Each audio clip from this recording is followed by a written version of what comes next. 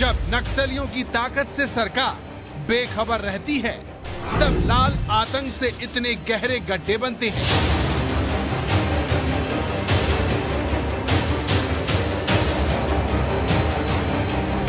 जब नक्सलवाद पर निर्णायक प्रहार में देरी होती है, तब जवानों का सुरक्षा कवर कुछ ऐसे जलता है।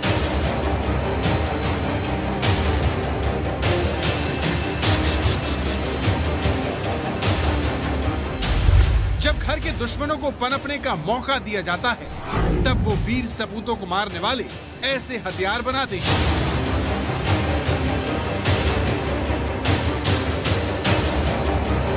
जब हिडमा राक्षस को खूनी खेल की छूट दी जाती है, तब भारत माता को अपने लाल गंवाने पड़ते हैं।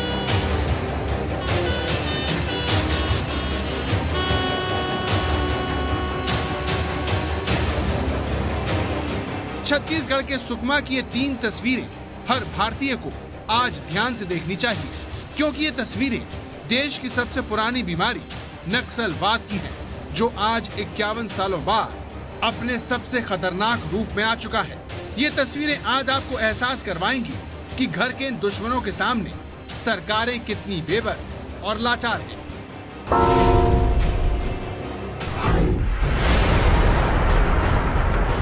ये एबीपी न्यूज संवाददाता ज्ञानेंद्र तिवारी हैं, जो छत्तीसगढ़ की राजधानी रायपुर से 600 किलोमीटर दूर सुकमा जा रहे हैं।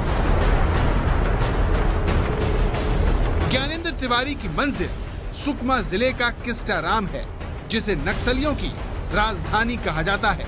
यहीं पर नक्सलियों की नंबर 1 बटालियन रहती है, जिसके टॉप कमांडर हिडमा के इशारे पर सीआरपीएफ जवानों पर हमले किए जाते हैं। इतने खतरनाक इलाके में जाने का हमारा एक ही मकसद है, ये पता लगाना कि आखिर नक्सली हमारे जवानों को इतनी आसानी से शहीद कैसे कर देते हैं।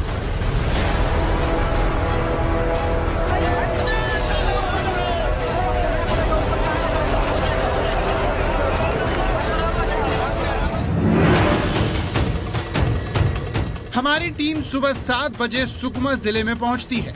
इस वक्त तक सीआरपीएफ और राज्य पुलिस के 500 जवान घटना स्थल की ओर निकल चुके थे। ये जानकारी मिलते ही हम भी नक्सलियों के इलाके की तरफ रवाना हो गए।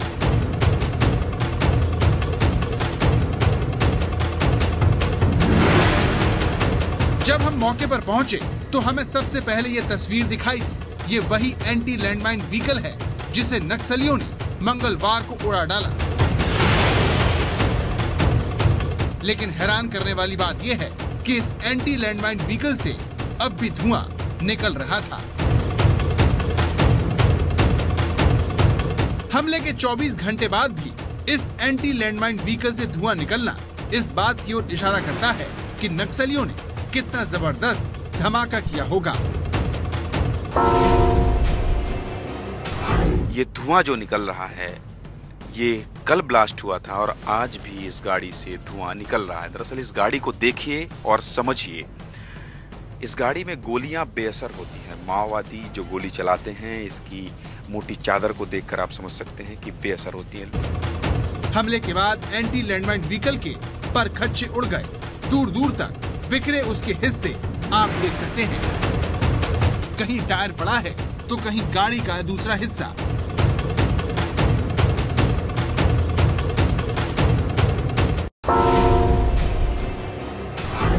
इस तरह के लोहे जिनका वजन लगभग 50 किलो से 1 क्विंटल के बीच है, वो देखिए, ये लोहा देखिए कितना मजबूत चादर का बना हुआ है। लेकिन इस तरह के लोहे गाड़ी से 200-200, 300-300 मीटर के दूर पर जा गिरे हैं। इसका मतलब साफ है कि जो माओवादियों ने निशाना बनाया वो पहले से प्लान किया था उन्होंने, और वो काफी ट्रेंड से उन्हें पता था कि अगर एंटी लैंडमाइन व्हीकल को निशाना बनाना है तो वो कितनी मात्रा में यहाँ एक्सप्लोजिव लगाएंगे, तो इस तरह से गाड़ी उड़ेगी और जिसमें सीआरपीएफ के जवानों का भारी नुकसान हुआ है।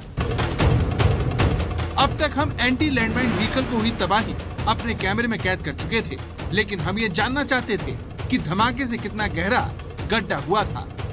लेकिन समस्या ये थी कि सीआरपीएफ जवानों की ये टीम घटना स्थल से हमें दूर रहने की हिदायत दे रही थी। इसकी वजह भी थी। दरअसल सुकमा का किस्टाराम नक्सलियों का गढ़ है। इसी वजह से सीआरपीएफ को शक है कि कहीं नक्सलियों ने और तो आईडी प्लान नहीं किया है। लेकिन इस खतरे को जानने के बावजूद एबीपी न्यूज संवाददाता ज्ञानेंद्र तिवारी और कैमरा पर्सन अरविंद सोनवानी नहीं रुके और उस जगह पहुंचे जहां पर नक्सलियों ने ब्लास्ट किया था। जहां ब्लास्ट हुआ वहां बहुत गहरा गड्ढा बन गया।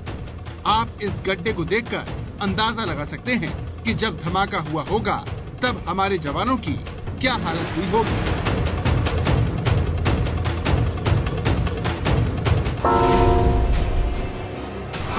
दरअसल आप जब ऊपर कैमरे के नजर से देख रहे होंगे तो आपको ऐसा लग रहा होगा कि किसी ऊंचाई से आप किसी नीचे खाई की ओर देख रहे हैं, लेकिन ऐसा कुछ भी नहीं है। ये वो गड्ढा है जिसे नक्सलियों ने कल जहां पर ब्लास्ट किया है, आईडी ब्लास्ट किया है।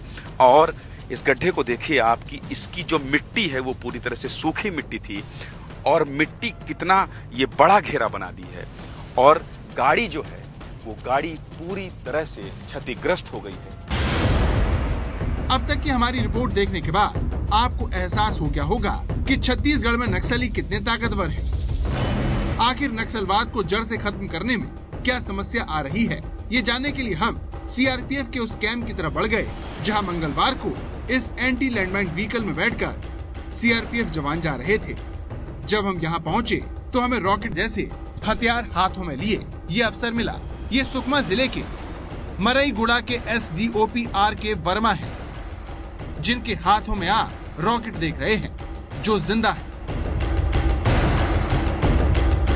इस अफसर ने हमें बताया कि रॉकेट लॉन्चर सीआरपीएफ के नहीं है, बल्कि इन्हें नक्सलियों ने बनाया है, जिन्हें हाई एक्सप्लोसिव कहा जाता है, जिनके सामने का हिस्सा अगर किसी मजबूत चीज से टकरा जाए तो बहुत बड़ा धमाका हो सकता है। नक्सलियों का ये हथियार और कितना खतरनाक है, ये जानने के लिए एबीपी न्यूज संवाददाता ज्ञानेंद्र तिवारी ने इस अफसर से बात की। ये जो हम लोग यूज़ करते हैं HE हाई एक्सप्लोजिव, उसी का रूप बनाया है नक्सलियों द्वारा। ये वैसे ही काम करता है। मतलब ये कितना खतरनाक है और कितना इलाका प्रभावित करता है और कैसे डेंजर है, जरा वो बताइए। कैसे फूटता है ये इसका? ये बैरल में डाल के ट्रिगर करते हैं तो ये हवा में जाके कुछ दूरी पे जाके जब नीचे ये स्ट्राइकर पे लगता है तो वहाँ पर ये फटता है। तो क्या ये फटा है? ये फट नहीं पाया है। तो ये अभी भी मतलब इसमें एक्सप्लोसिव भरा हुआ है? ये लाइव है अभी भी। नक्सलियों का हथियार देखने के बाद अब हमारे सामने सवाल ये था कि आखिर नक्सलियों ने इतना बड़ा हमला क्यों किया। इस सवाल का जवाब बस्तर रेंज के IG विवेकानंद सिन्हा ने दिया, जिन्होंने हमें बताया कि नक्सलियों के निशाने पर सीआरपीएफ के जवान नहीं थे। तो संयोग ही कह सकते हैं कि ये लोग करीबन 15 मोटरसाइकिल में जो हमारे एसटीएफ के जवान, डीआरजी के जवान और साथ में कोबरा के जवान, इनके साथ पालोदी कैंप तक गए हुए थे मोटरसाइकिल में। और जैसे ही कैंप पहुंचे उसके 10 मिनट ही बाद जो पीछे से एमपीवी जो कि एक ऑपरेशन के तहत ही आ रही थी साथ में, उन पे ब्लास्ट किया गया। कि एमपीवी एक बड़ा टारगेट होता है और साथ ही साथ जो अभी रोड का काम चल रहा है और वहाँ पे एक पुलिया जहाँ पे डाइवर्शन होके गाड़ियों को जाना पड़ता है, तो डाइवर्शन से जब एमपीवी गुजर रही थी उसी डाइवर्शन पे उसको ब्लास्ट किया गया। अब सवाल ये था कि नक्सलियों के निशाने पर सुकमा के एसपी अभिषेक मीणा क्यों थे, तो इसका जवाब ये सड़क है, जो अगर बन गई तो ये नक्सलियों की बड़ी हार होगी। दरअसल ये सड़क सुकमा जिले के पलाड़ी कैंप को जोड़ने के लिए बन रही है, जो नक्सलियों के गढ़ किस्टाराम में बनाया गया है। इस इलाके की पहाड़ियों में नक्सलियों की बटालियन नंबर 1 रहती है, जो बेहद ही खतरनाक है। छत्तीसगढ़ के बड़े नक्सली हमले इसी बटालियन के इशारे पर किए जाते हैं। इस बटालियन में सबसे मुख्य नक्सली हिडमा है, जो सुकमा जैसे बड़े हमलों का मास्टरमाइंड रह चुका है। 26 साल के हिडमा को गुरिल्ला युद्ध का मास्टर माना जाता है। वो सुकमा जिले के जगर गुंडा का रहने वाला है, इसीलिए वो लगातार सुरक्षा बलों को चकमा देता रहता है। हिडमा को उसके समर्थकों ने फ्रांस के मशहूर सैन्य लीडर नेपोलियन बोनापार्टा की उपाधि दे रखी है, जिसके कंधों पर बटालियन नंबर 1 की जिम्मेदारी है। सुरक्षा बलों को शक है कि 2010 से लेकर आज तक हुए सभी बड़े हमलों में हिडमा का ही हाथ है। सरकार ने हिडमा पर 40 लाख रुपए का इनाम रख रखा है। किस्टाराम थाना सुकमा जिले का ऐसा थाना है जो अति संवेदनशील तो है ही, लेकिन यहाँ रहने वाले जवानों की पहुंच उन माओवादियों तक हो रही है जहां माओवादी कभी नहीं चाहते। इस तरफ कैमरामैन अरविंद सुनवानी जो मेरे सहयोगी हैं, इस तरफ आप देखिए ये घना जंगल है। दरअसल इस जंगल के पास एक गांव है पालोड़ी, जिस कैंप को सुरक्षा बलों ने स्थापित करने में कामयाबी पाई है। और यही कारण है कि अब जैसे जैसे सुरक्षा बल आगे बढ़ रहे हैं, वैसे वैसे नक्सलियों की बौखलाहट बढ़ रही। लेकिन यह सवाल ये उठता है कि नक्सली अपने इलाके में सुरक्षा बलों की दखल से नाराज हैं। क्या ये जानकारी सरकार को नहीं थी? नक्सली इस तरह का हमला कर सकते हैं, क्या ऐसा इनपुट सरकार को नहीं था? अगर था तो सरकार ने क्या किया? क्योंकि अगर सरकार की तरफ से एहतियाती कदम उठाए जाते तो देश के 9 वीर सपूत नक्सलियों के धमाके में शहीद न होते। ये सुकमा हमले में शहीद अजय यादव का पार्थिव शरीर है, जिसे लेकर जब बीएसएफ का हेलीकॉप्टर बिहार के मुंगेर पहुंचा तो माहौल गमगीन हो गया।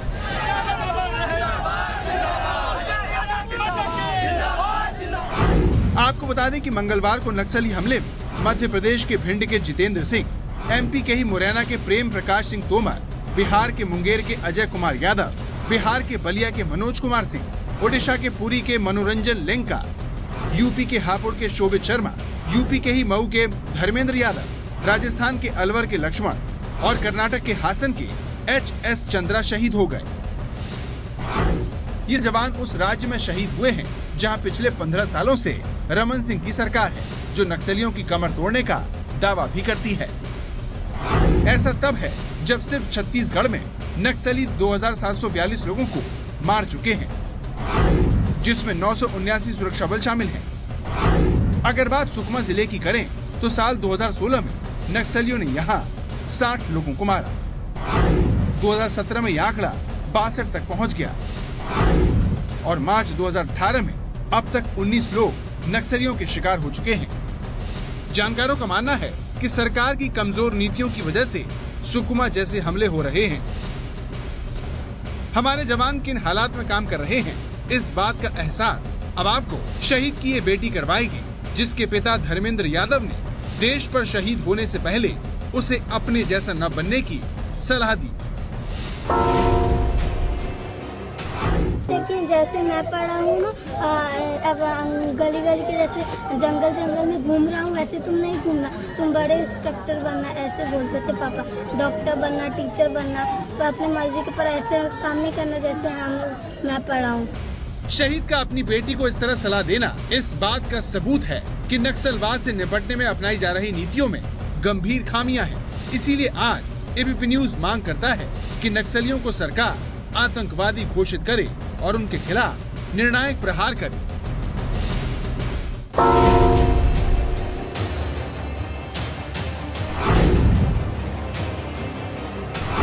देश के 21 सरकारी बैंकों के 10 लाख कर्मचारियों की रुकी वेतन वृद्धि और उनकी मांगों का मुद्दा हम लगातार उठा रहे हैं। बैंक कर्मचारी खुद भी घंटी बजाकर सरकार तक पहुंचा रहे हैं अपनी आवाज। देखिए, ना कुछ होने के बाद भी सरकार नहीं जग रही है और बैंक वालों की वेतन वृद्धि को लगातार रोके रखी है, जबकि अपना वेतन बढ़ाने के लिए उनके पास फंड भी है और समय भी है। सरकार ने अपनी योजनाओं को, अपनी राजनीति चमकाने के लिए तरह तरह की योजनाएं बैंक वालों पे ला दी, लेकिन उनकी वेतन वृद्धि के बारे में कभी भी नहीं सोचा। यूनियन वाले केवल लेवी के चक्कर में हम लोग की सैलरी नहीं बढ़ने देना चाहते हैं। सभी बैंक 10 लाख बैंक कर्मचारियों को सीपीसी के अंडर रखा जाए।